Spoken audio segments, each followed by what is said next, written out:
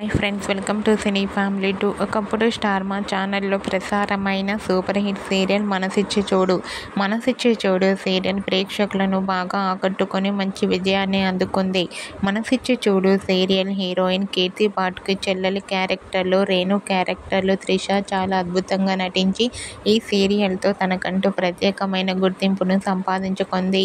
అయితే రీసెంట్గా మనసిచ్చి చూడు సీరియల్ ఫేమ్ రేణు మొదటి శ్రావణ శుక్రవారం వరలక్ష్మి వ్రతం పూజను జరుపుకున్న ఫొటోస్ను షేర్ చేసింది.